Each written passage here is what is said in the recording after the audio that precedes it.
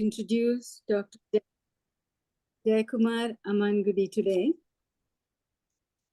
Dr. Jayakumar is an eminent scientist from IIT India and Purdue University in the USA, having a doctorate in chemical engineering.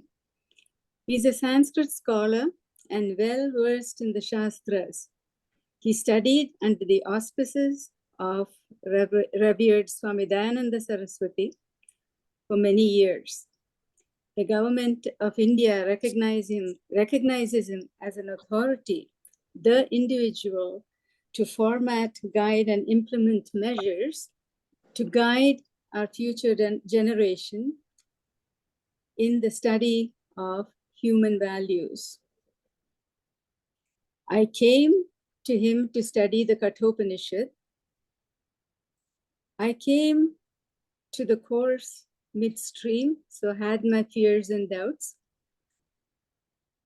The heavy subject of the Kathopanishad, plus my doubts about deciphering the Sanskrit text was on my mind.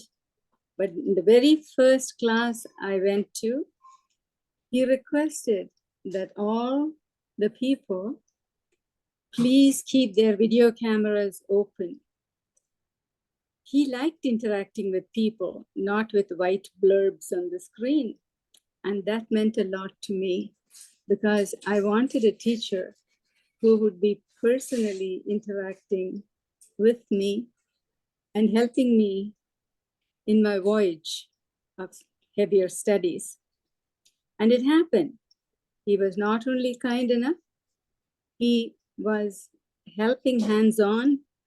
He introduced me to new friends to help me with the methodology of his teachings and also to establish proper study practices. He also cross-indexed a lot of the material from other sources to ease the process. He has now generously accepted to provide a forum where we can, through questions and answers, clear doubts and engage in discussions with him on varied topics related to the purpose of life. We have people coming from all walks of life and from all over the world seeking answers. We are in good company. I invite Dr. Jayakumar to commence the discussions. Hari Om. Thank you. Thank you. Thank you, Premaji. Am I audible? Yes, Guruji. Thank you. Thank you.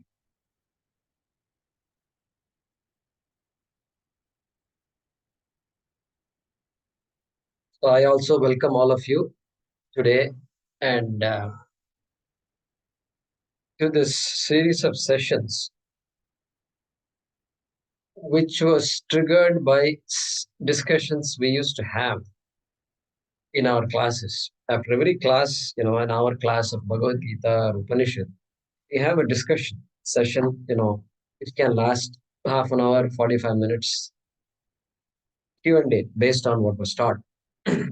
And during that time, Premaji mentioned, and others had mentioned in the past, there are people who are interested in knowing self-discovery, but not necessarily through a text, formal Bhagavad Gita, Upanishads. Some people may have heard of it, but don't know much, may not be inclined to study such texts. So those discussions led to the idea that maybe we should offer just a series of not talks per se, but sessions which can invoke the audience into asking questions. And so that's kind of why we are here right now. Now, this is a very interesting thing that we are embarking. All the scholarship we have, right? All of us have degrees, not just me, even though she told about this and that. All of us have studied in institutes. We've got our degrees. We've worked in the workplace. or somebody in the family has done that and earned a living, etc. And Sanskrit, this, that, some people are good in Sanskrit also. But all of you know very well that scholarship of this nature is not a substitute for emotional growth, not a substitute for spiritual maturity, whatever language we use, not a substitute. Why? Because there are many scholarly people who we have seen are also struggling. Struggling emotionally. I don't mean struggling economically, etc. It's a struggle. Oftentimes they say life is a struggle. So while this scholarship and so forth is useful to earn a living, useful to survive, so we can survive. I remember this one. This the tagline for Citibank. Citibank. Citibank was something like the city that never goes to sleep. But then there was another company, another bank, I think, Merrill Lynch or something like that. It's been too long. We don't want to survive. We also want to succeed. Something like that. They have all these catchy taglines, right? Survival is not important, not what we are looking for. We want to be fulfilled in our lives. And success is a very, each of us may define success differently. I was teaching, high school children many years ago. Even now I do. And one of the projects I give them is define success. What's your idea of success? And then I ask them to talk about it, write about it. Very interesting to see everything they write.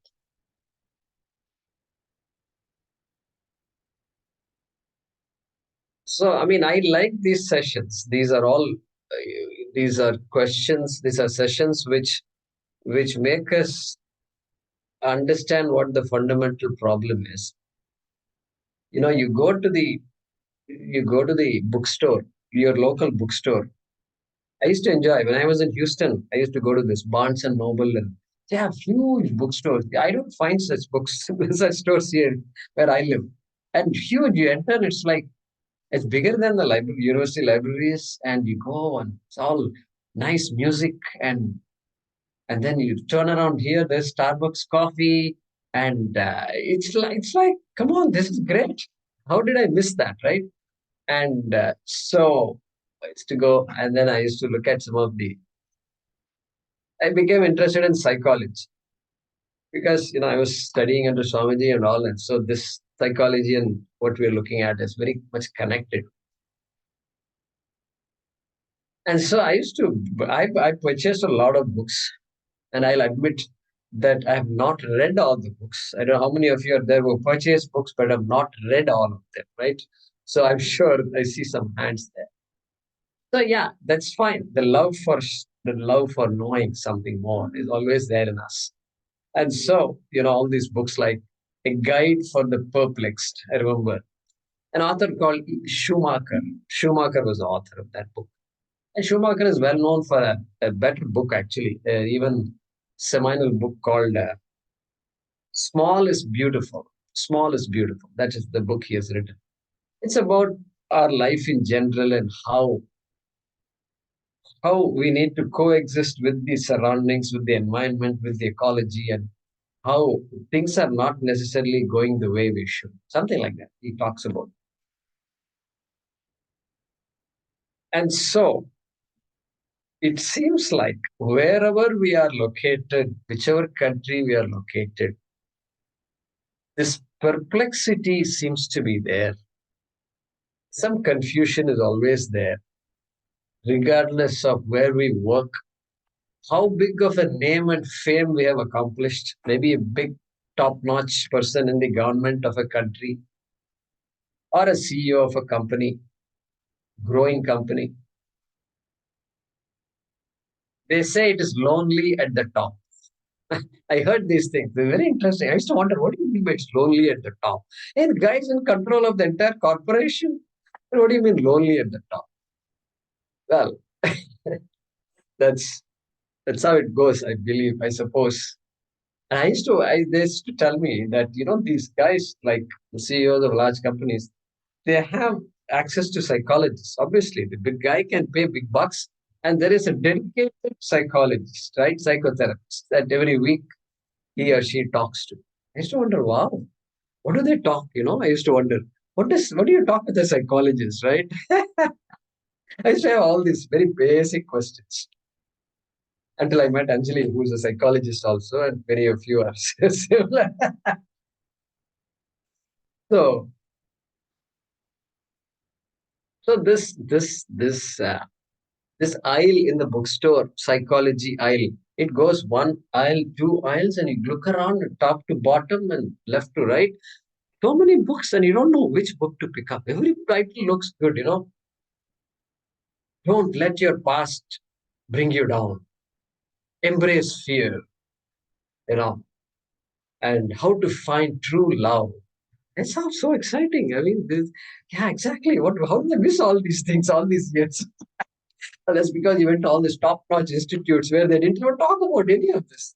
That's so sorry. Sorry, guys. It's uh okay. Am I spotlighted here? All right. You are Guruji. Okay. All right. So see, I used to wonder these seminal topics. How come nobody taught me any of these things? Okay, I can survive all right. I know a little bit of engineering and this and that, but then these conflicts, this keep guilt and fear and all these things keep gnawing at us, and it prevents us from sleeping in the night. And how come all these accomplishments and degrees don't help? This question I used to have, and how to fill the void in your life. So these books attracted me a lot, and I'm sure you also have gone through the same process.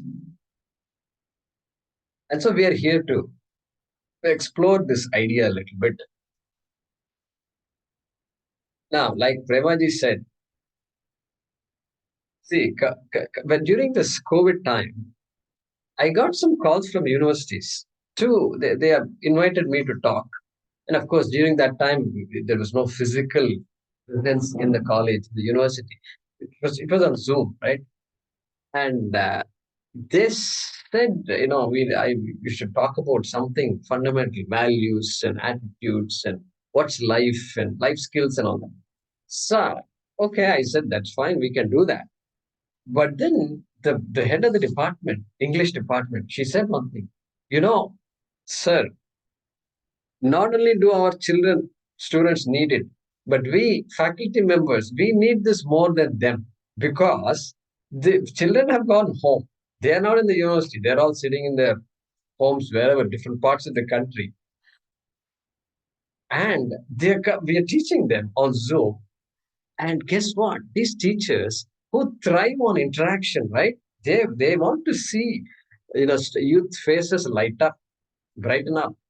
Instead, they are seeing black squares on the screen, black squares, black rectangles, like I'm seeing right now, right? It's all black.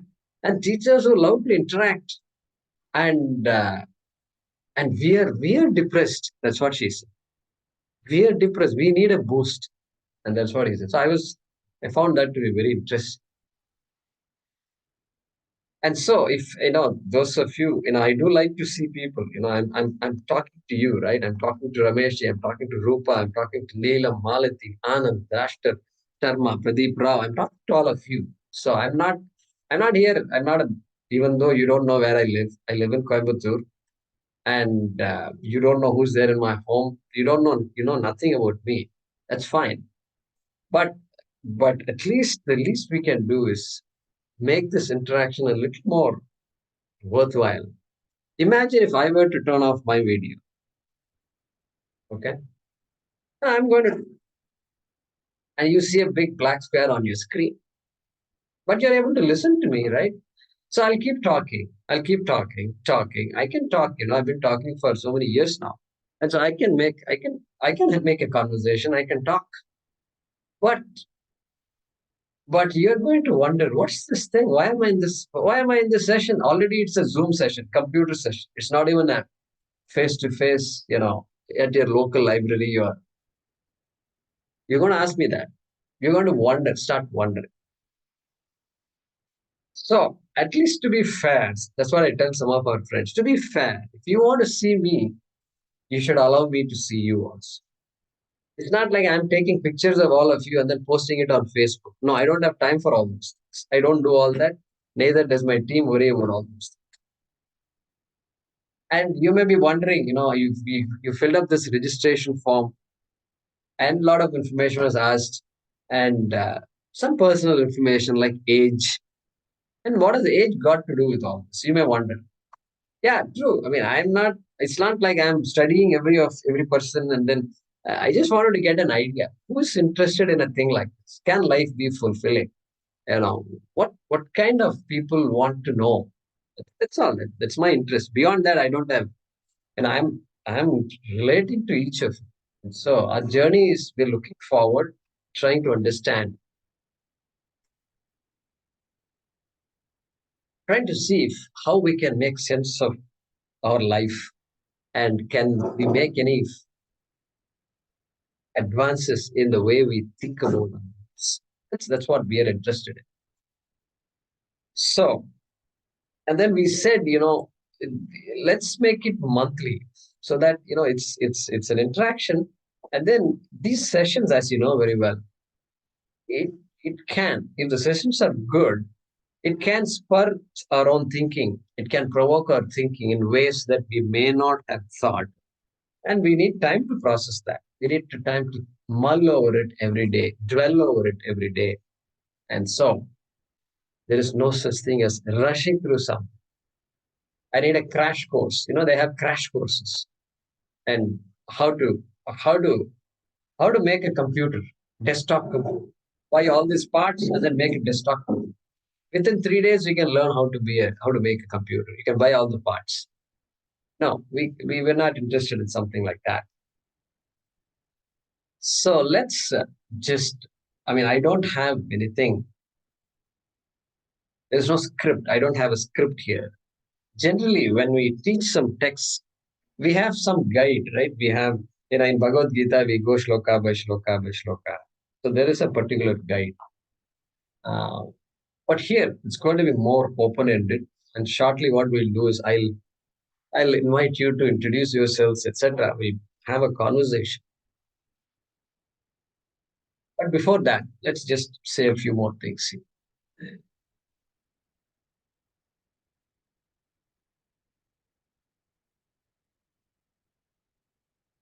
You look at the life of animals, any animal for that matter. For example, deer. Take the deer, for example, right? And imagine a park, a zoo or a park or Serengeti, Africa, Kenya. And then you've got all the animals there, different types of animals. There's deer, there's cheetah, there's lions, there's tigers, there's wildebeest, there's all kinds of animals living. You just imagine deer, okay? And this deer, they have what is called the mating season and spawning season and all these things. Fish spawn. So there's a season for them. And during that season, these deer just gather together, not dozens, not hundreds, thousands. Thousands of deer just gather. Okay. And then they're having babies. The deer babies. There's a word for that. I think doe or something like that. I don't know what it is. There's an English word for that. It's a baby deer. Okay. Dove. Uh, Call it dove. Dow, huh? D-O-E. Okay. Okay. West Virginia, they used to call like dove season, D season. Okay. OE, DOE. DOE. Okay. Doe. Okay. Let's call it doe then. No, doe I thought was a female deer, but then Doe is a female deer. It's a fawn. a fawn. Fawn. Thank you. That's right. I'm looking for the word fawn. Doe is a female deer. Right.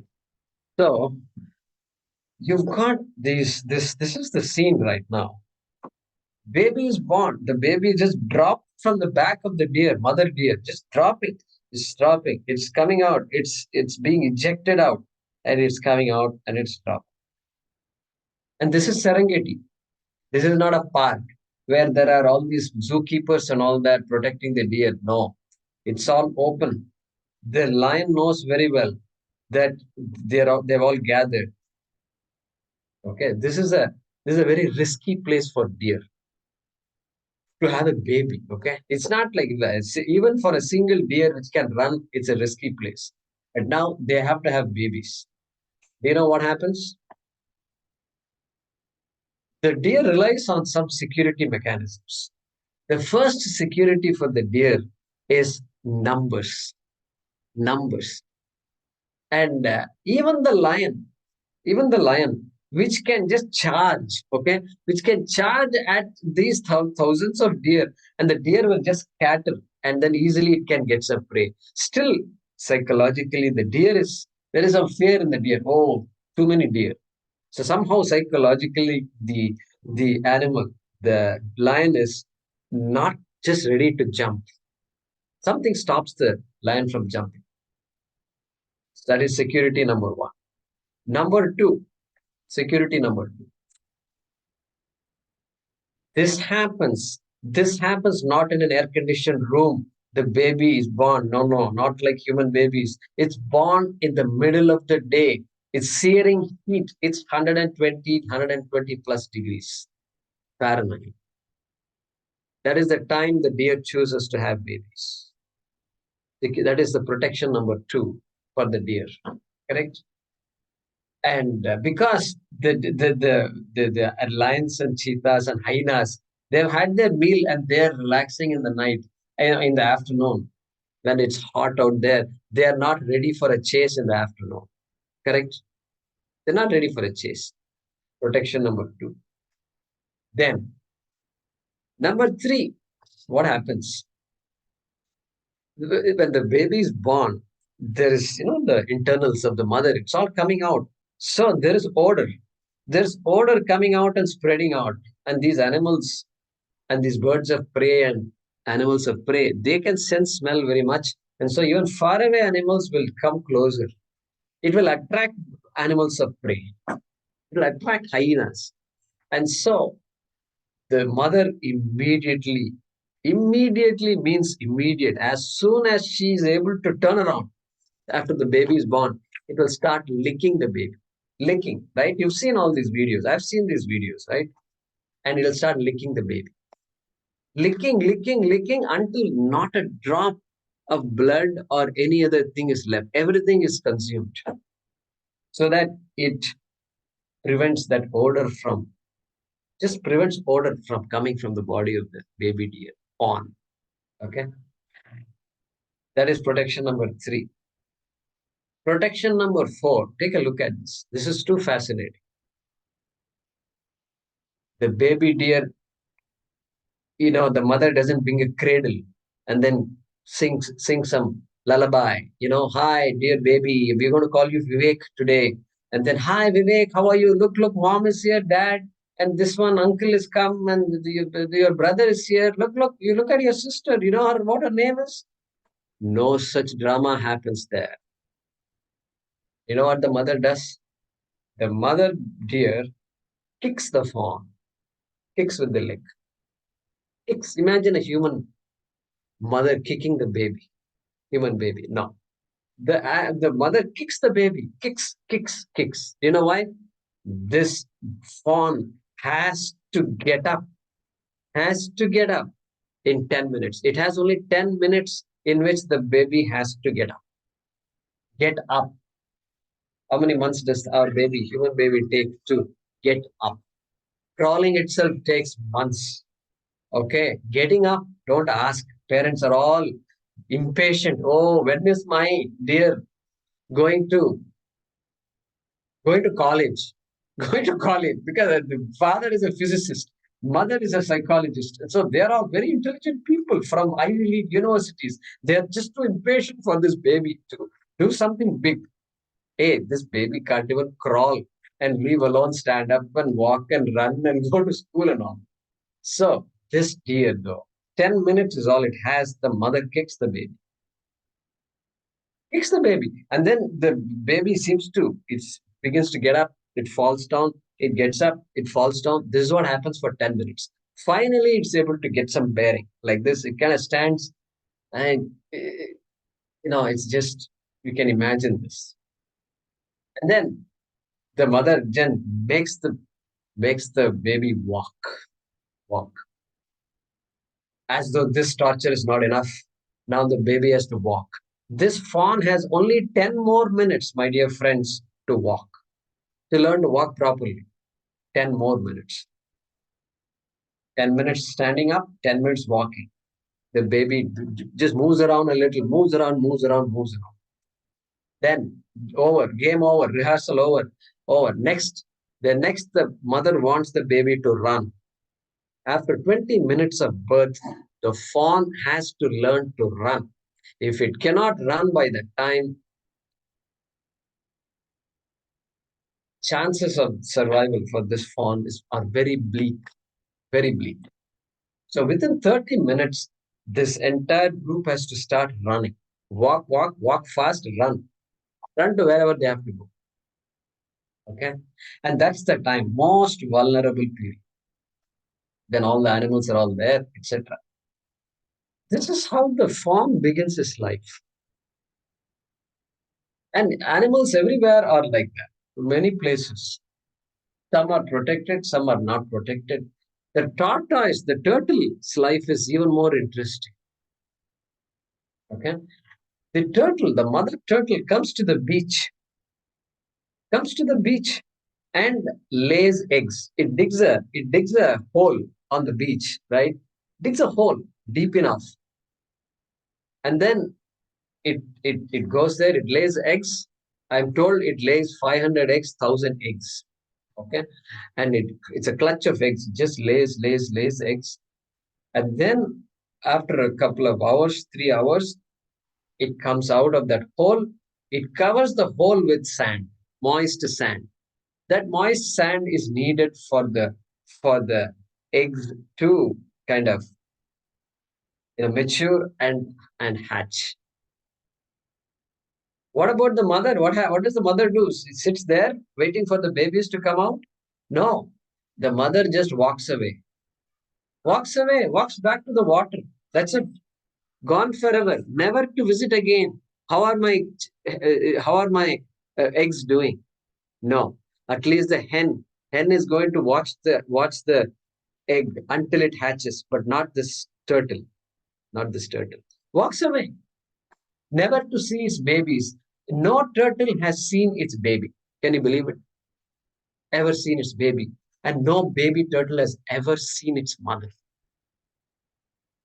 Just think about how these things are. And when the eggs begin hatching, it begins hatching one fine day, and then now you've got, and all turtles have done the same thing. So you've got a beach full of baby turtles coming from the sand. And that's when all these birds of prey are all there. Okay? All these, it doesn't have to be eagle or not. Seagulls are enough. Seagulls will pick up all these small turtles. You would have seen all these things. Every beach all over the world this happens, where there are turtles. And they pick up. If there is any time that the turtle could run, okay? Running turtle, I think you will laugh at me if I say running turtle. We've never heard of running turtles, right? And turtle is known for moving slowly. If you could ever see a turtle run, this is the time. This is the time. It just comes out of the mud, out of the sand, and it dashes to the ocean. Don't ask me, how does this turtle know where the ocean is? It seems to know. It dashes to the ocean. And if it succeeds, that half a minute is the most vulnerable minute for this turtle. The minute it enters the water, its chances of survival dramatically improves. And then it seems to be at home. And then it just swims away from there. And it's not looking for its mother or anything like that. No, mom, where is my milk and all that? No such thing. No crying, no wailing, no shouting, nothing. It just goes on its own. And then it lives for 25, 50, 75, 100. I'm told some turtles live even for 125 years. 125 years, my dear friends. No, no ado about life. My life, no autobiography written by any turtle, right? This is my autobiography. I was born in the oceans, in the beaches of North Carolina or Orissa or Chennai, Madras, and this is my story. I was born along with thousand other brothers and sisters, and we said hello. We all planned it all out. And then just before we came out, we told ourselves, come on, guys, let's move it. We need to dash to the shore. The shore is on the southern side, and we have to dash. We planned it all well. And a few people were laughing at me. And I said, no, they don't laugh. Life is going to be hell the next minute. No such autobiography, correct? This is animal life. Very interesting. It is. Very interesting. And then from the animal, you come to the human. Now what? This baby is utterly helpless. Okay, all animal babies are helpless, fine. But helpless for how many days? How many weeks? How many months?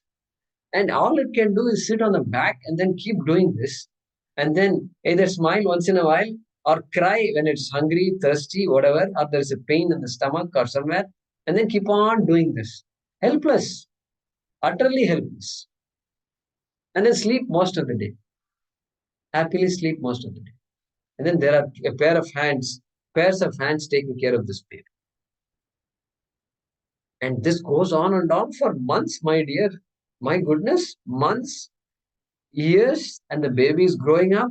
Parenting is required for so many years. 16 years. They say sweet 16. Sweet 16. So that means life must be sweet, right? That's what sweet 16 is. Maybe I don't know what sweet 16 is. I've not looked into it. They say sweet 16. And I've also wished many of my children well. Congratulations, sweet 16. Okay, fine. Some independence, some sense of independence, etc. is there. Then they learn how to drive. Even driving, they need somebody to help them drive. And then job, college, at least college, they should be fine. No, mom, this dormitory food is, I'm tired. I want to come home. I want your dal, khichdi, dosa. You remember I used to make dosa? Mom, it's been so long. All these Indian restaurants, they don't make good dosa. And suddenly this guy comes to know about all the quality of dosas and all. Because he's missing mother's homemade food, home cooked food. The guy is still dependent. Still mother and father need it. Then he gets married. Okay, marriage. The marriage is good and needed in our culture. In any culture, marriage is a necessity. That's what brings in a sense of maturity in that person. But marriage goes on, and then what happens? Then a call comes, Mom, I don't understand what's going on. I don't understand what's going on. What do you mean I don't understand? You're 30 years old, and we've taught you so many things. Now what do you don't understand what's going on? No, it's too difficult. I'm confused. I'm confused. I need to come home. I need to talk to you about a lot of things. So a lot of things he wants to talk. Okay, at least this guy has a mother to talk to, father to talk to. Imagine people who don't have parents or don't have parents with which they can talk to freely. Correct? What about such people? And so I see an irony here. The irony is they say human beings are the most evolved species, correct? But yet, my goodness, if you compare the sorrow of a turtle and a sorrow of a human being, I don't know if somebody has done that, but let's do a thought experiment, right? If you ever were to do that, what would happen? The human being has so many emotions, frustration, disappointment, onwards. It goes on and on, on and on, and to all the way to depression and things like that. And find you don't find animals being depressed and so. Even the street dog. There are many street dogs here. In India, you'll find a lot of street dogs. And some of them, we are friends with them also. When they see me, they'll wag the tail sometimes. Because this guy has seen me constantly every day. So the street dogs, they sleep on the street. They eat whatever refuse is out there. And they seem to be okay. If they were depressed, if the dog were depressed, there would be an association of dogs. Self-help dog groups must be there, correct? Must be there. I don't see such groups. So far, I've not seen it. I don't know. They do the gene therapy and all on dogs. Maybe the dogs will get it. I don't know. So you don't see such things. That tells us that there is a limit to which they're suffering. Physical suffering is there, no doubt. But emotional pain and so forth, you don't. There is some emotional pain. You can see elephants. You can see elephants weep. Elephants weep. You can see the tears flowing out of the eyes of the elephant when one of their family members pass away. Okay, can be an old elephant or a young elephant. They all sit around the elephant and just weep. Okay, so you can see some of that, but to a large extent, they seem to move on quite fast. Move on. They seem to accept death and then they move. So this is the difference between the human and the animal. And there is a beautiful shloka. See, in our tradition, what they've done is, in Sanskrit, they've penned all these ideas in many shlokas. And so periodically, we just pull out one of the shlokas and then it's called a shloka. It's a verse, let's say. If you don't know Sanskrit, it's a verse, right? And we pull it out and then we expand on it. We dwell on it. This shloka talks about the difference between animals and humans, okay? Look at this. Ahara nidra bhaya maithunam cha samanyam etat pashubir narana. He's talking about, hey, there is a similarity. There's a similarity between animals and human beings, right? Similarity. What is the similarity? Samanyam. Ahara nidra bhaya maithunam cha. Ahara means desire for food, hunger. Hunger is common between animals and human beings. Ahara, nidra. Nidra is sleep. After some time, you just have to rest. The body can't do much. It just demands that it needs rest. So the animals also need that. So sleep, ahara, nidra. So food, sleep. Bhaya. Bhaya is fear. Fear. They've chosen to put fear there as a common emotion. They didn't put a happiness and this and that. They didn't say fear, because fear seems to be a universal emotion, correct? For all beings, fear is there. Fish, they sense fear. What about bacteria? What about coronavirus? Is it ever afraid or what? Well, I think if in the lab, I'm sure they can, they grow all these things in petri dishes, and I'm sure they will find bacteria also moving. Viruses also moving away from situations where they perceive threat. Okay, so that is there, the sense, the instinct to survive. And so that fear is the third thing that is common. Ahara, nidra, bhaya, maithunam. Maithunam means the reproduction. So every animal wants to have babies and their own children, their own. So that's a desire common between animals and humans. Okay. Now, samanyam etat pashubir naranam. Pashu means animal. Nara means human. So samanyam, same. Look at that English word, same, samanyam. Okay. Similar sounding word, right? So these are the common features of animals and humans. Then what? Dharmo hi tesham adhiko visheshaha. Visheshaha means unique. Unique. For these human beings, there is something unique. It's called dharma. Dharma. It's called righteousness. Let's just loosely call it righteousness.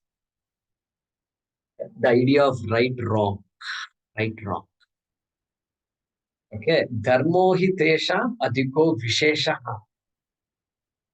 That's unique. And you can say the mind is unique, etc. But what about the mind that is unique? You know, even the elephants have a brain and human beings have a brain. But just having a brain is, you know, sometimes, our parents, my parents have scolded me. What is it? What is this? You have a brain, but you're not using it. They used to tease, my mother used to tease me like that. You're not using your brain. Yes, the brain is supposed to be used. That's the idea. So having a brain itself is not enough. And so he says dharma, that righteousness, the idea of right, wrong, etc., is unique to the human being. And then it goes on to say, dharmo vihinaha pashubis samanaha. If a person does not appreciate and lead a life in keeping with right and wrong, then that guy is no different than an animal. That is what the shloka says. Okay, very beautiful. So there is something that differentiates humans from animals. It's not standing on two legs, etc. Okay, they're all physical features and bipedal stance and all that. Okay, we can talk about that, but that's just the physical difference. But fundamentally, what's the difference? It's this idea of right, wrong, this self-consciousness. Okay, one question: do animals have an idea of right and wrong? You can unmute yourself if you like and say something. They have a need for survival, maybe not necessarily right or wrong, but they'll go for survival, I think. Correct. So Anandrani ji is saying they also need to know, there's a threat, approaching threat. Is running this way right or running this way right? Or should I go back this way? Or should I climb the tree? There are options. There are 4, 5 options. Which one is right? Which one is better for me? Okay, so it needs that ability to do what is right. And then my babies are there. What do I do with my babies? Approaching threat. Even the tiger cubs are vulnerable. Correct? The hyenas and there are prey that will just consume the tiger cubs. So the tiger's claws, which can crush a buffalo's neck. Okay, that's so strong, right? It can maul a hippopotamus. That's how strong these claws are. But the same set of claws hold on to the tiger cubs. It can get crushed by the claws. No, but they don't get crushed. It can held. It can be held. And the tiger cubs instinctively seem to know that there is a threat. When the mother holds them like this, instinctively it seems to know. And then it goes limp like this. And then they're carried to some safer place. No, you're strayed too far away from home. Come back. Come back. Come back. So they know. They know. To the extent they need to know, they know what's right and wrong. But our idea of right and wrong is not that. Correct? Our idea of right and wrong is highly nuanced. Very nuanced right and wrong. Did I say the right thing? Did I hurt that person by these words? Why did that person hurt me? Doesn't she know? Doesn't she know how to talk? I was insulted. Right, wrong. I insulted them. I hurt them. This is not the right thing to do. Hey, that guy is helpless. You have supposed to help him. You can't leave him on the street like that. Guilt. Complicated. It's just very complicated. Quickly gets complicated, right? If I don't know what is right and wrong, if I don't follow through on that, life can quickly get complicated. Because there is something called conflict. I can't simply do what I want. I know what is right. I know I must speak the truth, but yet I go on lying. I know that I'm lying. It's not like I'm oblivious to what is right and wrong. That is why the guy who, let's say, killed somebody, and he's now in the court, in front of a jury, and he's being questioned,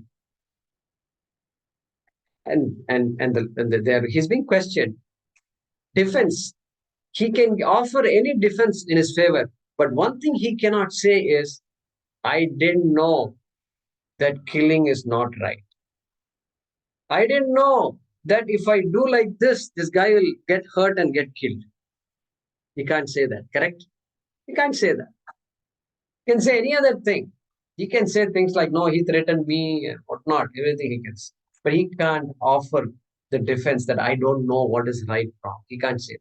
Because every human being is endowed with that capacity to know what is right and wrong. To follow through on what is right, what is wrong, maybe it requires it. That is what it requires. A lot of parenting. It requires the society. It requires role modeling. It requires a lot. Correct? It requires a lot. Child has to be told, no, no, no, you can't do that. Constantly it's hearing no, no, no. Why? Because the child doesn't know. Child doesn't know that fire is hot. Yeah, right. Nothing. Child knows nothing. So everything has to be told from scratch. So these are basics. These are just basics, right? And so now that's now going to give room, and that it is like giving a knife to a person. Knife is very useful to cut vegetables, fruits, etc. But guess what? It can cut my finger also. It can cut my finger if I don't know how to use it. Then I'm in trouble. That's why knives are all kept somewhere in the place where nobody can reach, especially young people cannot reach, etc. Dharma. What is dharma? We are endowed with dharma, and we have to explore this topic even more. And conflicts creates conflicts. We are not programmed beings. Animals are programmed. Human beings are not programmed. Just because of that self-consciousness and that dharma. Self-conscious. What self-consciousness does to a person, we will look at it. We'll look at it another day, next session or something like that. But what I wanted to do now is, I wanted to see, I wanted to break the ice, right? And I want all of you to be relaxed first. Because it's not like, oh my God, what's going to happen? And, I don't know this guy and he's dressed in a vague way. And then he's an engineer, a highly accomplished engineer, but he's talking about some psychology. Then he says he's something of fundamental problems. And then he's talking about animals and humans. I want you to just relax. Our tradition, none of what I say is new. It's all coming from, for eons it's been coming. That's what we're also talking. I'm not a motivational speaker, guys. I'm telling you right now. There are a lot of motivational speakers out there. When I was working in the company, every year they used to get somebody. I was very impressed. I was very impressed by them. I was so impressed that I used to even purchase some, CDs and things like that. Wayne Dyer and all these people, their names come to my mind. I've listened to all of them. Very good speakers. But I'm not a motivational speaker. I'm a traditional teacher of Vedanta and Sanskrit, okay? I tried my best to bring some little bit humor so you don't go to sleep, right? I don't want to see people going like this. And I hope that doesn't happen. But no guarantees here. No guarantees. And so it's going to be a little different. So I want you to be patient with me, and I'll be patient with you also. So if we can agree that we can be patient with each other, and I want you to relax. It's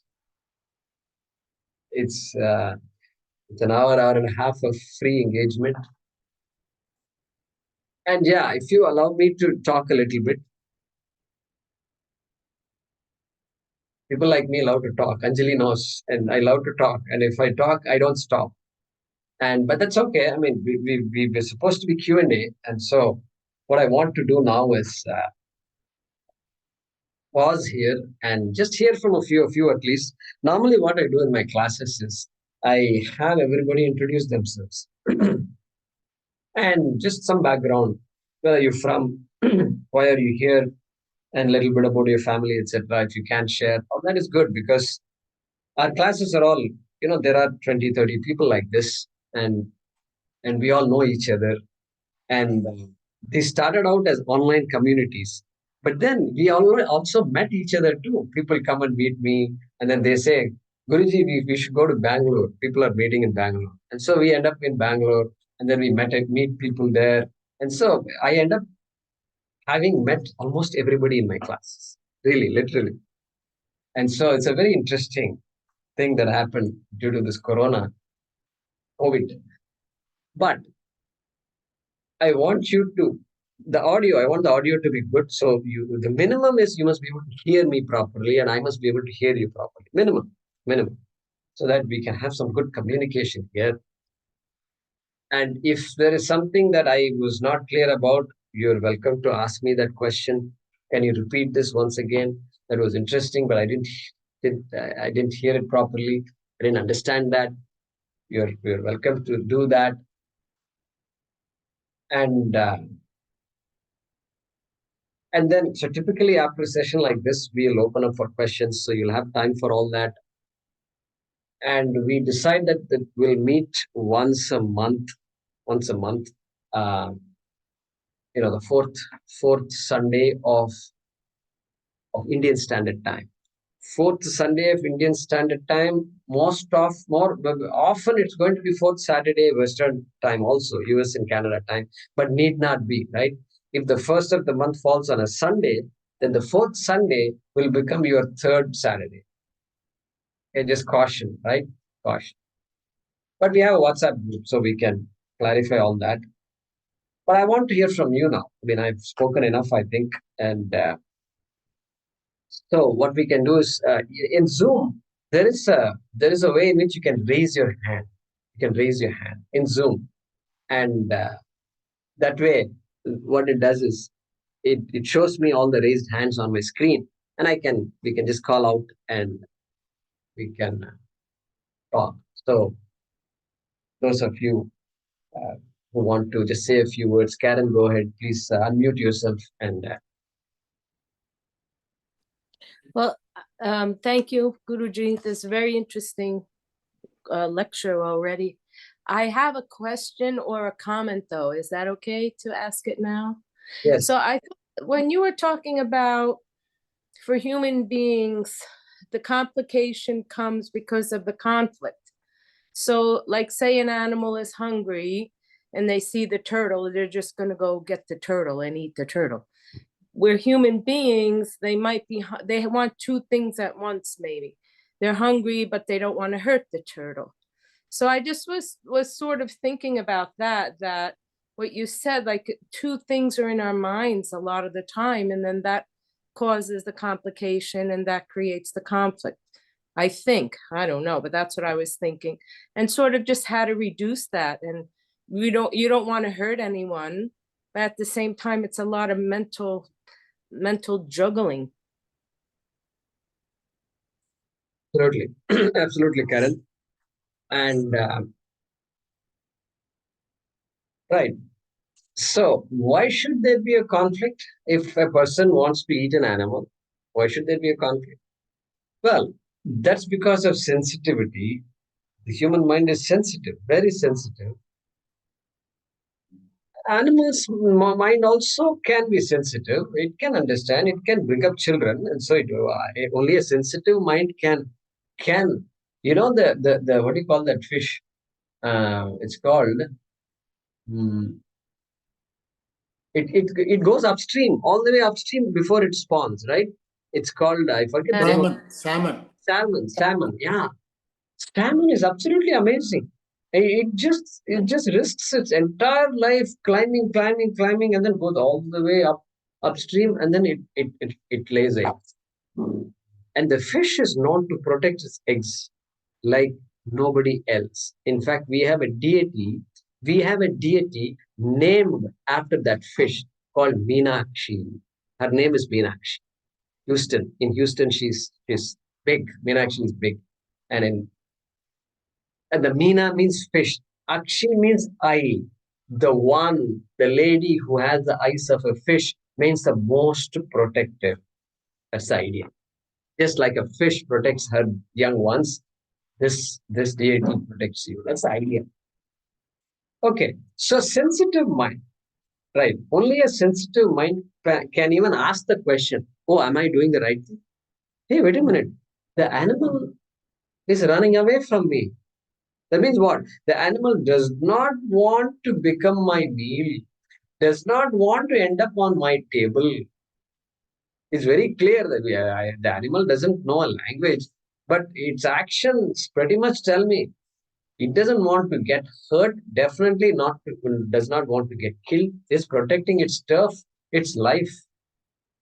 Its life is as important to it as much as my life is important to me.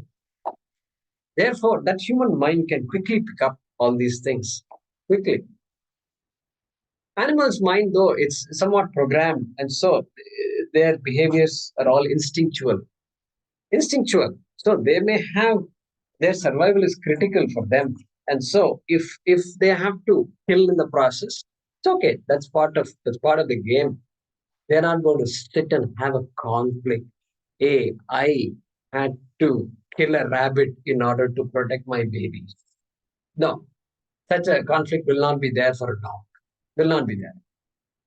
It's just it doesn't have that kind of sensitivity. Okay, but humans are entirely different altogether. And so you mentioned the point. And so yeah, that conflict is going to be there. And that is why you have people, you have communities, you have a country called India, where the majority are vegetarians. That whole idea of vegetarianism, if I can use that word, comes from this idea only. It's an offshoot of dharma. You push dharma to the extreme, then you'll end up with being a vegetarian. You push dharma to the extreme, you'll become a vegetarian. You will become conscious of the damage I am doing to the environment, to the ecology, and I will change my life accordingly. The more sensitive I become, correct? So that mind has that capacity to be sensitive. And so the price of sensitivity, what is the price of sensitivity? The price is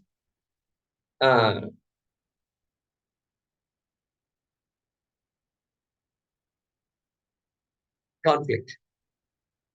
I must be ready to handle conflicts, and I must be endured. That's why initially I need a lot of guidance from parents and role models and teachers. They're so critical for me because only through them I came to know, all of us came to know, how do you interpret situations? How do you know what is right and wrong, etc. What is right in one situation need not be right in another situation or for a different person. I can't take a pin and somebody came home and the child went and poked that person with the pin just to see what happens. No, the parents are going to say, what did you do? Why did you do this? Don't you know that they will get hurt if you do this? What are you doing? What kind of game is this? But then the same person goes, who got poked like this, the same person goes to the hospital. Another lady comes and then pokes a pin into her hand. Same act of poking. Outcomes are different. Right and wrong are different. In one case, it's wrong. In the other case, it's the right thing to do. In fact, I extend my hand. Go ahead. Same action, but right, wrong. One case it's wrong, other case it's right. Therefore, what does it tell us? It tells us that this righteousness has to be interpreted. Dharma is constantly interpreted. It is not black and white. Dharma is not black and white. Correct? Throwing a stone at a dog is not correct. A helpless dog doing nothing is not correct. But throwing a stone at a dog that is charging. Okay, now you can't say, oh, living beings should not be hurt, therefore I should watch what's going on. No. If you can do something, do something. If you want to get a stick out, because a lot of children and things like that, make sure you get a stick and get ready to stop this dog. Even if it means the dog has to get hurt. That's called interpretation of dharma. Anyway, you guys know all that. But that interpretation need not be easy. That also we have to learn. Just like the deer learns how to stand up and walk, we also have to learn how to interpret situations. And the similar situation, maybe for you, one thing may be the right thing to do. For another person, something else may be a right thing to do. So we can't even compare. That's why comparison, when we do, we have to bring in the context. We have to bring in context. Without context, you can't talk much. You end up into problems. Oftentimes, this happens in our human conversations and all. Without context, we talk and argue and this, and then somebody brings a context to it. And then we said, oh, I see. That's it. Now I understand. Thank you, Karen. Does that help? Yes, thank you very much. It helped a lot. Where are you from, Karen? I live in Boston. Okay. And I learned about the class from Prema. Okay. All right. Very happy to be here. Very, very appreciative. Thanks for joining. Any other thoughts from others?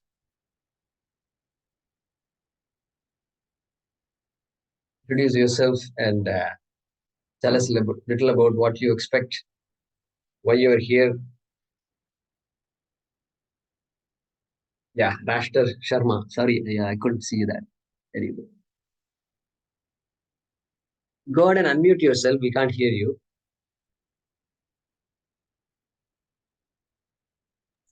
Rashtar, unmute yourself, please. Hi. Can you hear me? Yeah, now we can. See, that's another thing about all these Zoom sessions, right? It's unlike a physically, on-site session where nobody's going to ask, can you hear me? I can't hear you. Can you see me? I can't see you. All these discussions don't happen there. But here we need to be. Yeah, go ahead, Mr. Namaskar. Thank you Namaskar. Prema for inviting me in, and thank you for your insightful conversation. One thing curious I was as I joined in was, the pursuing the meanings of life and more fulfilling. So I was just curious. Like, everybody has their own views about life. What is life? What is living? And of course, it's not common. My mother, when I was young, she used to scold me by saying, "Teri te vritti kharab hoyi di hai," in Punjabi, which means your thoughts and your locus is not in the right place. So I come from that kind of learning, being scolded by mother into think properly. But today, as I was joining in, it was more curious in terms of how do we pursue more fulfilling. I do mundane things in life, like tending to my garden. I can do endlessly gardening, and I find it very enriching. Your thoughts? Sure. Yeah, vritti kharab.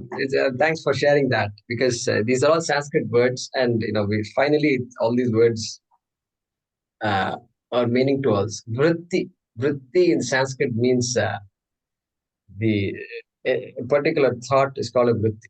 Any thought is called a vritti. A thought which is, suppose I show you this. Yeah. And ask you, what is it? Well, you're going to say it's glasses, right? Spectacles. Why? What happened? How do you know it's spectacles? Well, you just showed me this glasses, and something happened in my mind. I saw it, the eyes threw that image in my mind. I compared that image to what I know of the millions of things I know. Yeah, this particular thing is glasses, and I can connect the two, and therefore it's glasses. That is called vritti. That image is called a vritti. And then all the processes associated with that, they can all be called vritti. And so the mother is saying, vritti kharab means your thoughts are all not good. You need to change, my dear son, right? And no parent is ever happy with children. I mean, I don't have children. I was a child, but I don't have children. So I can't, you guys are all experienced with respect to that. But I am basing my observations based on parents talking to me about their children and constantly complaining about their children. I'm guessing that there's always something about that. Anyway, but yeah, so gardening. So clearly you're doing certain things which are, I'm assuming you're retired. Can I assume you're retired? So Yes, I am. you're retired. So good. That's a good thing, because if you were not retired, you wouldn't be doing gardening, correct? No, I Most was like- doing before. You were, yeah, you were doing, that's great. You are doing it, but now you can spend even more hours. Yes. Even more hours, right? So that's good. Yeah, there are things we do which relaxes our mind. And hobbies, that's why they say hobbies. The children, when children grow up, right? Depending on the culture, they teach various things. And it could be just drawing or painting, etc. It could be classical music, okay, instruments, singing, etc. In India, it's very big. Children get introduced to some form of music like classical music. And so these are all important because it gives you that freedom that you get when you do gardening. There are certain enduring things that keep us going, regardless of what happens to us. And so you can call them hobbies, I suppose. And or some people like to go to the neighborhood and maybe teach mathematics or whatever they're good at to the children that need that kind of help. Uh, all those things, outreaching activities also are very, very rewarding.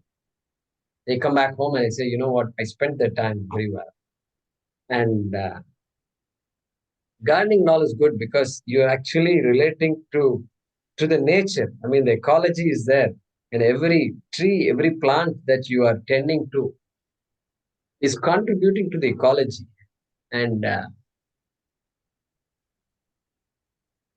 one of the things these things do, like relating to plants, animals, even animals, pets, for example, taking a pet for a walk, etc. It's very relaxing. But how come it's not as relaxing to take a walk with the husband or wife or son or daughter? Why do I have to have a pet? If I ask, just a question, just like that. The relationship between human beings is not, it can be complicated, and so it is not just going for a walk. You can go for a walk only with people whom you can relate to. Can be a good friend, it can be a husband or wife, no doubt about that, but not always possible. But a pet is easy to take a walk. You know why? Because a pet will not talk back.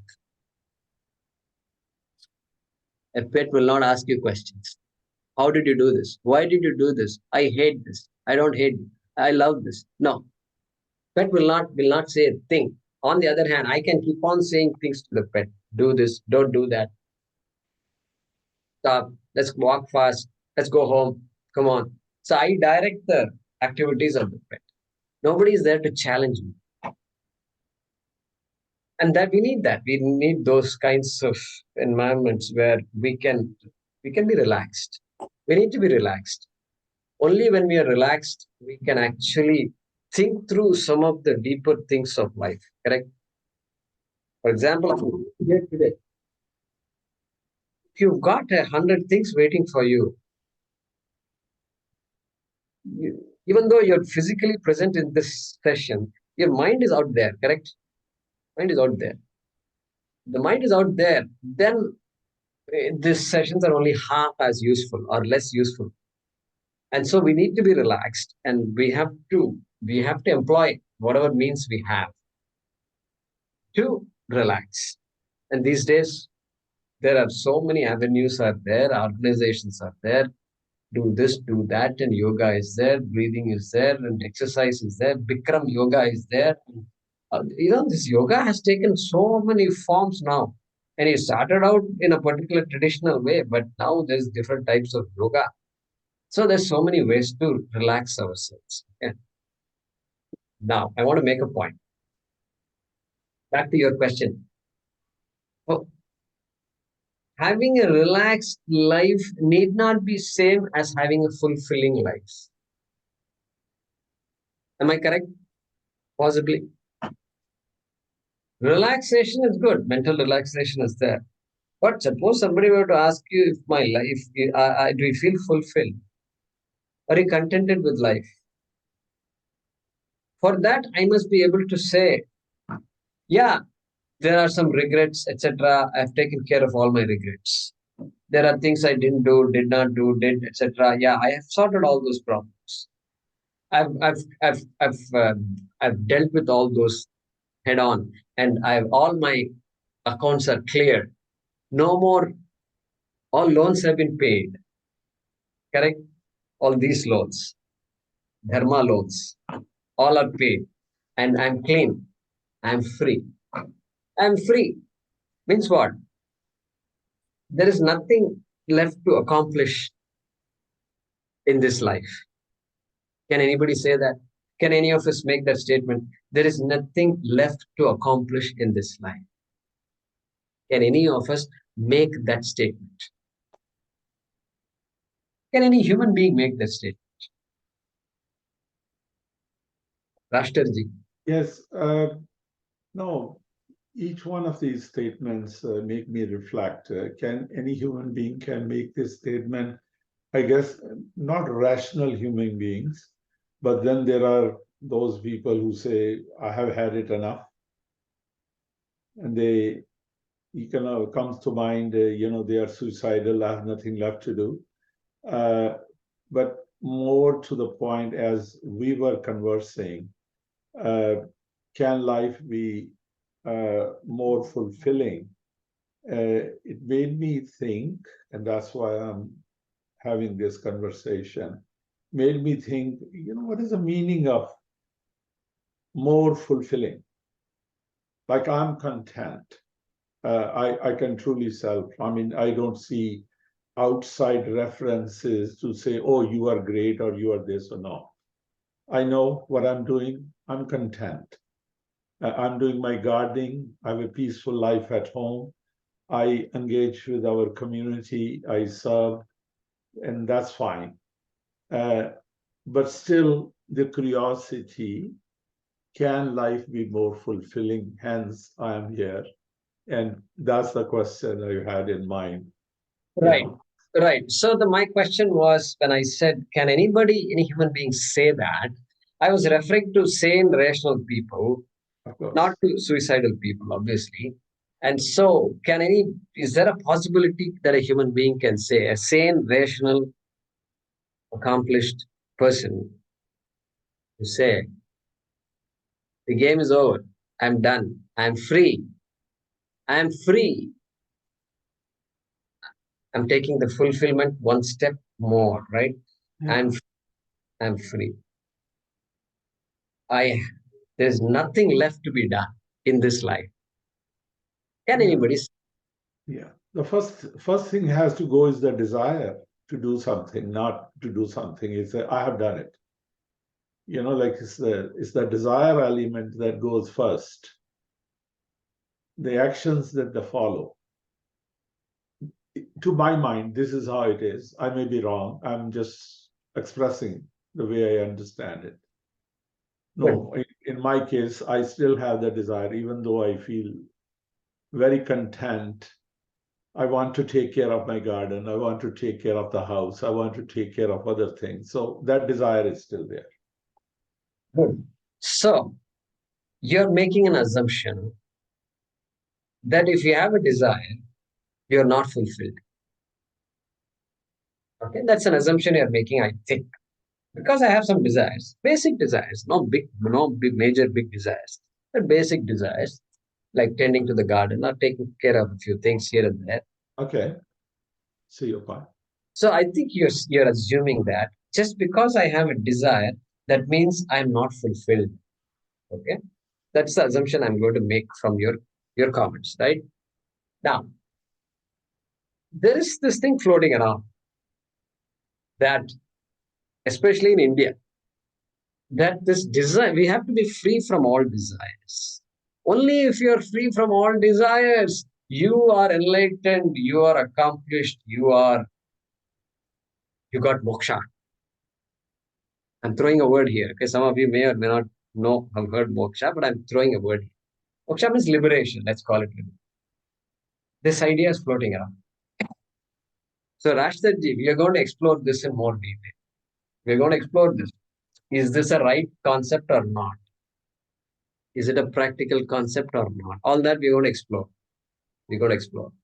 So I'm asking you right now to keep that assumption aside. Acknowledge it's an assumption, and then just keep it aside for now.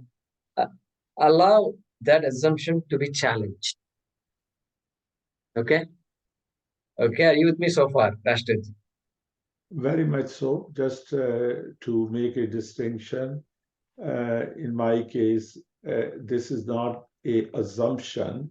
It is more like I take it that this is how it is. I'm not assuming, but you will clarify it, and I'm with you to pursue it. The aspects of while living, are we striving for moksha, or moksha is only after death? I love to hear that. This is the crux, Rashtarji. You just mentioned it. I didn't say so many things because I still have to hear from a lot. So I didn't want to throw a bunch of words. I'll mute. I think we need to hear others. Just to introduce, I live in Montreal, and I work very closely, and I'm blessed to have Prema as my friend, an elder sister. Very nice, very nice. Thank you. Sure, we'll continue our conversations. Yeah, I think. Namaskaram. My name is Rekha. Yeah. And yeah, again, it is Premanti who introduced me to this session, even though I heard you once before. I've been thinking about something, and it's related to something you already said. It is about conflict and righteousness. As human beings, especially as we get older, we want to leave judgments aside. We want to become as non-judgmental as possible. But that's not an easy thing for most people if they're honest with themselves.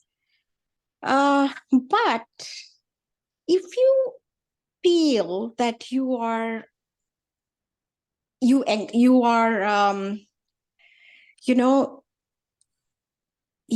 associated with people who are non-righteous, or their actions haven't been righteous, then you have a conflict going on. Do you talk about it? Do you let it go? Do you just do your gardening and forget about it and you go along? And I would like to hear your thoughts on the subject of judgment, righteous action, and associations with people who drain your energy, so to say. I've heard other schools of thought saying, I don't associate with people so much because they do drain my energy. I stay away because I'm not yet at a place where I can just be restful and mindful of who I am, because I still get disturbed by others' actions. Yeah, I've spoken about this to Premanti a lot, and she says, Srika, turn off your receiver. And is that the answer? Thank you. Yeah. And you are from Montreal also? I'm from Montreal, yes. So yeah, this is a classic question, right? So we are not born alone. We are born into a family. Even before we decided to have a family, we are born into a family. Without our own choice, we have a family, right? And then life goes on, and we are constantly interacting with people. And of course, then we get married, etc. And possibly, but regardless, even if one is not married, still we are interacting with people. Neighbors are there, then if I'm renting a house, landlord is there, and I've got to get stuff. There is some people that I'm interacting with, stores, this, that, and parents are there, relatives are there, and it's a big network. We are part of a big network. We can choose to stay away from some people, and even that choice is limited. Correct? Even the choice is limited. Sometimes it's easy to stay away from some people, but not always. Not always. Even if the son or daughter, it's a strained relationship, they are not at home at all. They are not at all at home, but they are here. They are here. They are occupying a big part of my brain. Okay, my brain, which I'm supposed to use for so many other things, but there is something else sitting in this mind. Correct, occupying my mind. So that's one thing. Then, of course, there are people we interact with on a daily basis. It could be, again, related people. And husband-wife is common. It's common. Strained relationship is common among partners, right? Partners in a marriage. You can't let go, but you can't just walk away from this marriage. It's a marriage. At the same time, you can't be in the marriage. This is a huge conflict in that example, right? And life keeps on going. And then I'm 30, I'm 40, I'm 50, I'm 60, I'm 70, and this continues. And definitely you ask that person, has life been fulfilling? Most likely that person is going to say, what fulfillment are you talking? It's a dream for me. That person can say that in that example, right? So it's a tough situation. First of all, let me acknowledge the example you've given is a tough situation. Yeah? We acknowledge that upfront. Some situations are easy to handle, some situations are not. So there are some people have had a good life, right? Good life means what? Family has been good, children have been good, parents good, everything is fantastic. Now, everything is fantastic, and then that's great. But suppose I say my life is not like that, and you got everything laid out for you. For me, every day is a struggle. Every day is a struggle. Now, if that person whose life was great is put in a spot like this, two things can happen. Okay, what two things can happen? One is the person can get traumatized and get confused and say, you know what, I can't handle the situation, and run away from here. Okay. The second thing is, the other extreme is, the person deals with it very well, even though it's new. That stressful situation is a new situation, deals with it very well. The short answer to your question, Rita ji, are you still there? I don't see you. I'm here. Okay. So, all right. So the short answer to your question is, it's not an easy thing. We don't advocate walking away from situations. At the same time, we don't advocate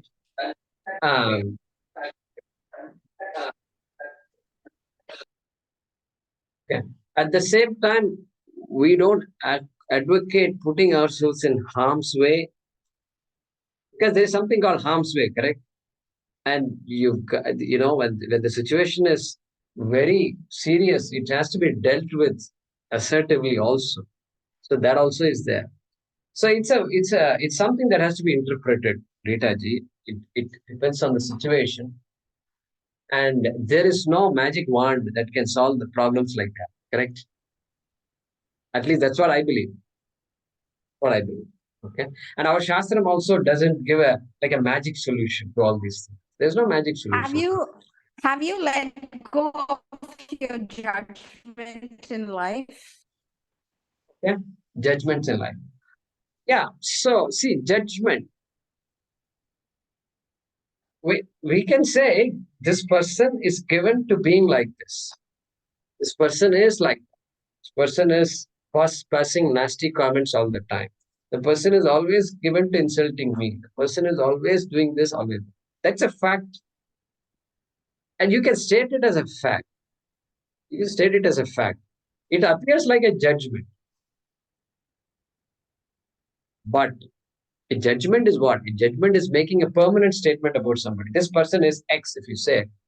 That means we are saying a person has no ability to change. That person is X, and that person will remain X forever. Well, we can't guarantee that a person will remain X forever. We can't guarantee that. That's why it's a wrong statement, and therefore we call it a judgment, and we say don't make a judgment. But making a statement like this is what you're doing to me, this is what you're doing constantly, and that's hurtful.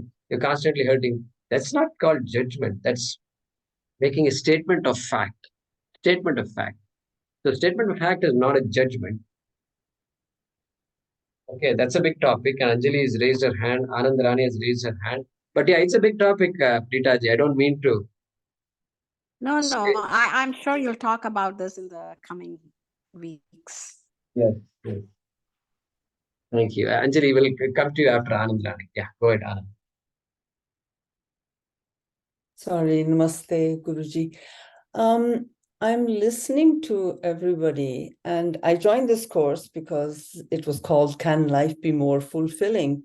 And I think that's what we all want from life.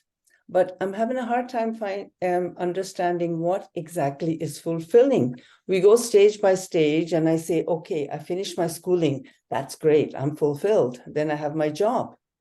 That's great. I have a good job. I'm getting more and more fulfilled. Then you marry, you have children, and then finally your last child gets married and you say, my life is completely fulfilled. My children are happy and well settled. But it never ends there. So like Rashtra said that he enjoys gardening much more now. He has more time for it now. So we have, I guess, hobbies or pursuits that relax us, give us peace of mind. But is it really fulfillment? I mean, is fulfillment for each stage or each section of your life? Or for me, I feel fulfillment has to be totally 100%. Everything. So this is a good question, right? It's a good question. And by the way, I have not defined what fulfillment is. Okay. So you're spot on that. I've not defined it yet. We are just using the word as commonly understood. Okay. But I'm going to define something later. Okay. Is there something called 100% fulfillment? And if it is, how do you get it? Yes. How come I didn't know about it? Based on looking at ourselves and our own people, there is no such thing called 100% fulfillment. At least based on just plain observation. So we need to define what it is. We do need to define what it is. And so you're right about that. You're right about that. I've not defined it. Okay. Okay. Thank you. So I look forward to having it defined. Sure. Where are you calling from, Anand Rani? Sorry, I'm in Montreal. And the reason I'm here is because during COVID, I met a very wonderful lady online on Zoom. Her name is Prema. And I think she's been very good for me, maybe leading me towards fulfillment, who knows? But that's it, basically. Sure, sure. Thank you for joining. Okay. Anjali Pinjala is calling from Houston. Yeah, namaskar, everybody. Can you hear me? Everybody, Guruji, Yes. can you hear me? Okay. Yes. Yeah, I'm in Houston, retired. And it was interesting. I was actually thinking about what Rekhaji, the questions she raised, and they were very intriguing. She talked about judgment. And something that occurred to me is the idea that we are built to constantly judge, because that's how we make sense of the world and that's how we make decisions. So not judging or telling yourself that you shouldn't judge, I think you're setting yourself up for constantly being conflicted with yourself. I would suggest that instead of talking about not judging, thinking about what you're judging and why you're making a judgment, because you're going to make a judgment. It's almost like when people talk about being biased. We're all biased. That's how we're built. But then what are you being biased about? And are you, in your bias and the way you think about things, are you doing it in a way that's hurtful rather than helpful? I think that may be an easier way to look at it. And then she was also talking, I don't know where Rekhaji is, but she also mentioned the idea of how do we, people who are sort of like toxic or who brings out negative feelings, do we stay away from them, or what do we do? How do we deal with those people? And when I was thinking about that, I'm, there are always going to be people like that in your life. So how do you deal with it? And one of the things that I try to do, not that I'm always able to do it, but kind of think about why that person's behaving in this way. It's a way of creating empathy and understanding for that person, because if we just look at the behavior, it could be very upsetting to us. But if we think about, okay, that person is being really mean, why is that? Why is it that she's there? Could there be, what is going on in her life? What is triggering this negativity coming from her or him or whatever? And sometimes when we shift our focus from the actual behavior to kind of try to understand or try to have some empathy for that person, it kind of dissolves some of that negative energy that we have. I don't know, I just wanted to bring that up because I thought that was a very important and interesting, that we struggle with all the time.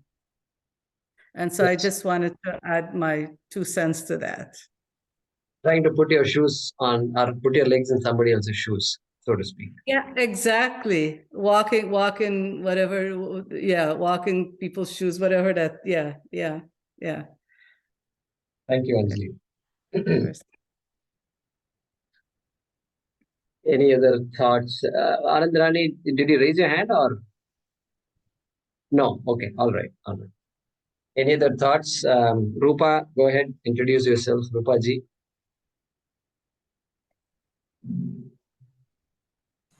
Namaste, Guruji. Namaste. I wanted to I was thinking about what you said a while ago. It's, things about trying to deal with the situation and not running away from it so that you are not harmed with it. But where do you draw the fine line between the two situations? Yeah, it's not straightforward and it requires the commitment to dharma. See, we talked about dharma. That's why I introduced dharma. Dharma is important. Dharma makes us do our best. Correct? Dharma, our sensitivity makes us do our best. No, I will not run away from the situation. I'm going to try my best, keep doing. Based on what I know, what my capacity is, I may even seek some other people's advice. There are people who, there could be friends, there could be others, professionals who can advise it. I may still do that. But still after that, if things are not working out, then I may have to take some drastic steps. Mm. That's what Dharma makes me do. Dharma doesn't say that your life will be great. Dharma says, help me manage my conflicting situations very well. Dharma removes conflict. It's good at removing conflict. It doesn't say you will never ever have a conflict. But if I'm dharmic, generally the conflict will come and immediately disappear. Conflict will come, disappear. Will come, disappear. It will never linger for a long time. It will never stay with me for a long time. That's what commitment to dharma will give us. But you also have to be very resilient, right, in dealing with all these situations. So, but what if like you're not able to deal with certain situations? Then where do you go from there? Like you're in a dilemma what to do in a situation. So who do you turn to? Like, Who do you turn to? I mean, there's a lot of questions like this. I know we have no answer sometimes to all these questions. I'm just putting it out because these are some of my thoughts all the time. Right, right. You know what? There is a, I don't know if it's Hillary Clinton or not. They wrote a book called "It Takes a Village" or something like that. It takes a village. That comes to my Really, right. bring a Yes. baby. Just bring one baby. It takes a village. Okay. I mean, I buy that idea because we are complicated beings and we can't take things for granted. Just like so, we need a lot of help. And Swamiji will constantly say, intelligent living means seeking help as soon as you need it. Okay. Seeking help. I mean, we all have to accept the fact that we are not all knowing people. We may be accomplished in our own respective fields, but that has nothing to do with dealing with the situations you're talking about. And nothing to do. It's easier to just run away, split, run away. I live separately, you live separately. Very easy solution. But the conflict remains, the pain remains, the grudge remains, the hard feelings remains, and there's no question of fulfilling life at that point, right? And Right. so Rupaji, it has to be done on a case-by-case basis, Rupaji, Right. number one. And number two, there is a word, that's a phrase again. Sarasa Samadana Bheda Danda. Okay? Just to introduce some Sanskrit words, a beautiful song also. The Sarasa means you try to speak nicely and sort things out. Sama means you try to negotiate and then negotiate and try to carve out the roles, responsibilities, what belongs to you, what you should do, whatever it is that's required. Carve it out. If that doesn't work out, dana, you just give up. Give what you have. If the person demands something, give what you have. If you can give, okay. No, I can't do that. If I say that's too much. So sarasa samadana bheda. Yeah. Bheda means you get some outside help and then just bheda, split. Then come to an agreement. If that also doesn't work, danda. Danda means stick. Yes. That is what they say. But yeah, but personal situations are very hard, right? Very hard. That's why it requires a lot of. We will need a lot of help to deal with these kinds of situations. Often, an individual cannot deal generally because the individual is already entangled in a particular situation. When we are entangled, we often cannot help ourselves completely. To some extent, we can, but beyond that, we need help. So that's a big topic, Rupaji. Yes. Thank you, Guruji. Yeah. Where are you calling from? You are from Montreal, right? From Montreal as well. And yeah, thank you to Prema Auntie for introducing me to this course. Very good. So all of you suffered that ice storm that happened some months ago, last year and all, huh? Yes. Okay. No, I missed it. I missed both the ice storms. Oh, okay. Yeah. Okay. I was not here. No power for weeks and months and whatnot, It is a lot of damage. Yeah. All right. Aravindaji, go ahead. I don't have any question. Namaskar, Guruji. Just wanted to thank you for the lovely lecture and looking forward to your rest of your lectures. I'm from Montreal, and I've known Prema Auntie for over 40 years. And she's spoken so high of you. So I joined the group and I'm loving it. Thank you. Yeah. What do you do? Your children and all, what are they doing? My children, they both are working. They don't live in Montreal. One lives in New York and one lives in Toronto. Yeah. And so I'm still working. And so I'm looking forward to the rest of the lectures. Very good. Thank you. Thank you for joining.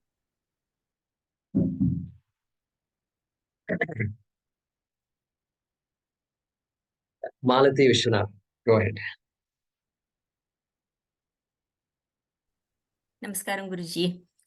I'm from Montreal.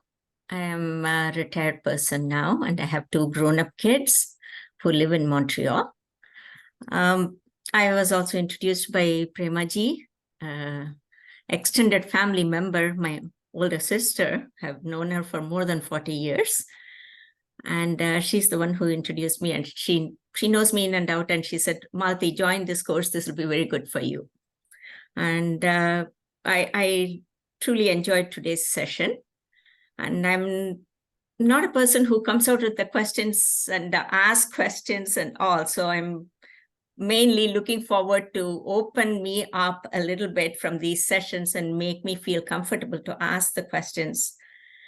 And I truly hope that I do that. I'm looking forward to these very interesting questions and a lot of things, and also make me think also, which I don't give enough time to. And I'm looking forward to that thinking process that I want to get into, instead of taking life as a routine thing. Okay, get up, do this is what has been told, and that's there in the head and trained like that, and can't get out of that cycle, the structured way of life. So yes, a lot of interesting words came up: fulfillment, judgment. Yes, all those things. I have to ponder on it and find out if I ever thought about it, and if I do understand what those things mean. And I'm looking forward to the sessions onward to understand and make me think a little more, instead of just taking things and do the action repeatedly. Very good, very good. And I think that might be one of the goals of these sessions, is it should make you think. Yeah. Make you think.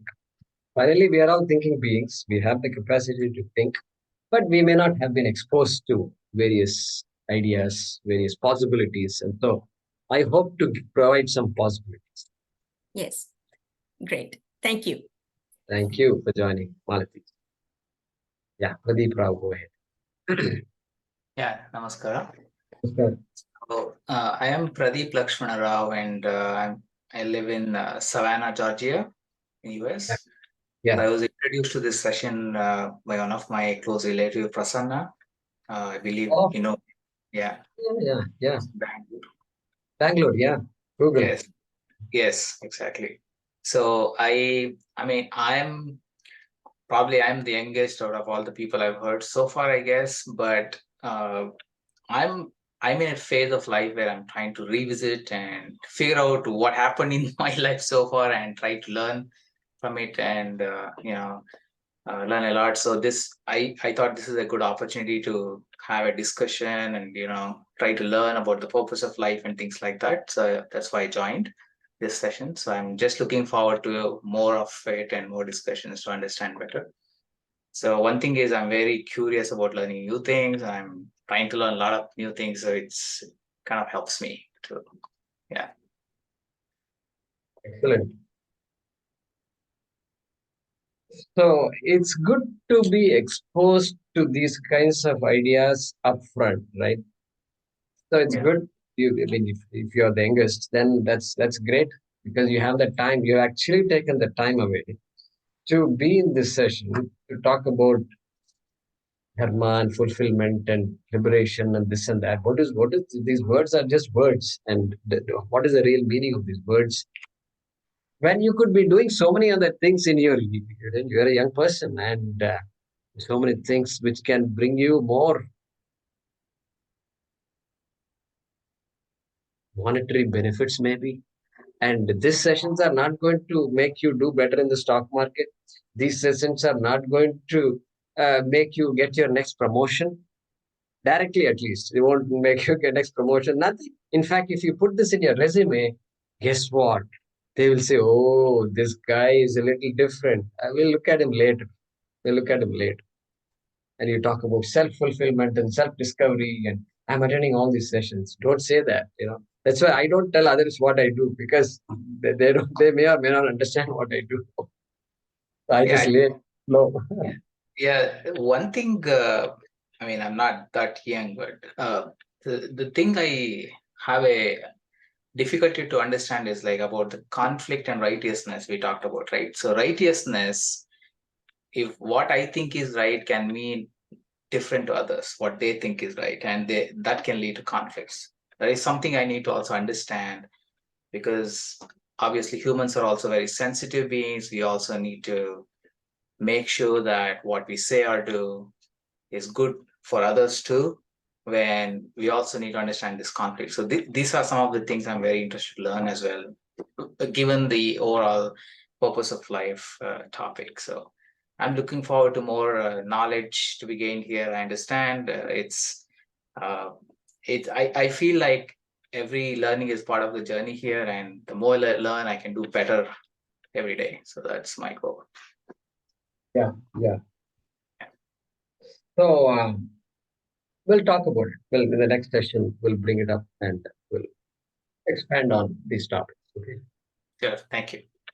Thanks for joining, Pradeep. Anybody else who would like to? Yeah, it's been what? 10 minutes, less than 2 hours, I think. So maybe we should pause here now. And it's for some of you, it's already quite late. And so for us, the day is just starting. Our stomachs are making some noises and demanding some food, breakfast. Okay, we are in that time zone. And so for you guys, some of you have to go to sleep, go to bed. And so it's going. These are not pre-planned kind of things. I've not planned anything as to what I should say, etc. But thanks for all these questions. We will take it forward, and we'll see. Next session, we'll try to take it a little more. Peel the onion, as they say, a little, and then keep discovering a little. Okay. Thank you, Guruji. Thank you. Thank you all very much. Thank you all very much. Thank you very much. Very much. Thank you. And by the way, these sessions are being recorded, and only for the benefit of those who have registered for this course. And so it's not that others should not watch it, but that primary purpose is that. And so we will, my students are there. They will post the video on a channel, in our channel, and it will be made available just for us. And so any of you or any of those who have not attended the session, some people send messages saying they couldn't attend today, etc. So welcome to review the sessions. Even though it's discussion based, I don't consider any one session to be insignificant. Okay, because what I'm going to do is keep building. We are going to be building, and it's going to ramp up. It's going to ramp up. Okay, so I want everybody to understand that. And so let's make use of the time we have. And thanks again for joining. If you have any questions, etc., feel free to post it on our WhatsApp group.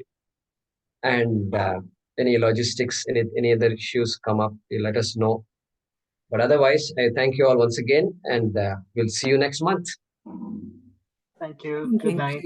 Thank you. Thank you. Thank you. Thank you. Thank you. Take care. Thank you. Good night. Thank you. Good night.